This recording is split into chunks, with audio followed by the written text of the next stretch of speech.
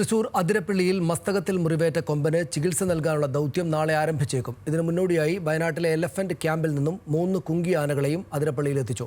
കോടനാട്ടെ അഭയാരണ്യത്തിലെ കൂട് ബലപ്പെടുന്നതിനുള്ള ജോലികളും പുരോഗമിക്കുകയാണ്. അരിക്കൊമ്പൻ ദൗത്യത്തിന്റെ ഭാഗമായിരുന്ന കോന്നി സുരേന്ദ്രൻ, കുഞ്ചു, വിക്രം തുടങ്ങിയ കുങ്കിയാനകളെയാണ് എത്തിച്ചത്. വെറ്റിലപ്പാറയിലെ അംഗനവാടി കെട്ടിടത്തിന് സമീപമാണ് ഇവയെ പാർപ്പിച്ചിരിക്കുന്നത്. കാട്ടാന ശല്യം രൂക്ഷമായ മേഖലയായതിനാൽ പ്രത്യേക ഫെൻസിംഗ് വേലിയും കുങ്കിയാനകളുടെ സുരക്ഷയ്ക്കായി ഒരുക്കിയിട്ടുണ്ട്. 3 കുങ്കികളും ദൗത്യം പൂർത്തീകരിച്ച ശേഷമാകും തിരികെ മടങ്ങുക.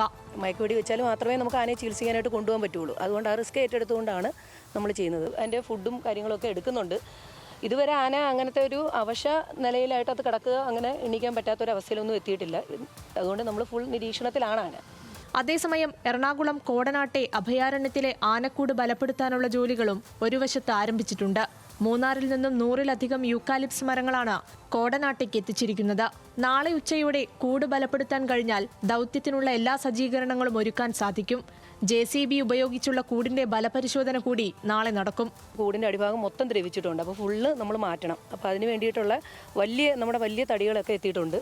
അപ്പോൾ ഇത് പൊളിച്ചു മാറ്റുന്ന മുറയ്ക്ക് അവർ കടകളിട്ട് തുടങ്ങുന്നതായിരിക്കും. ദൗത്യത്തിന് നേതൃത്വം നൽകുന്ന വനം വകുപ്പ് chief veterinary officer doctor Arun Zacharia ഇന്ന് വൈകിട്ടോടെ അതിരപ്പള്ളിയിലേക്ക് മടങ്ങിയെത്തും. ഡോക്ടറുടെ നേതൃത്വത്തിൽ ആനയെ നിരീക്ഷിച്ചതിന് ശേഷമാകും കൊമ്പന് മയക്കുവെടി വെക്കാനുള്ള സമയം തീരുമാനിക്കുക. അതേസമയം വനം വകുപ്പ് ഉദ്യോഗസ്ഥരുടെ നിരീക്ഷണത്തിലുള്ള കൊമ്പൻ ഇന്നും ജനവാസ മേഖലയിലിറങ്ങി.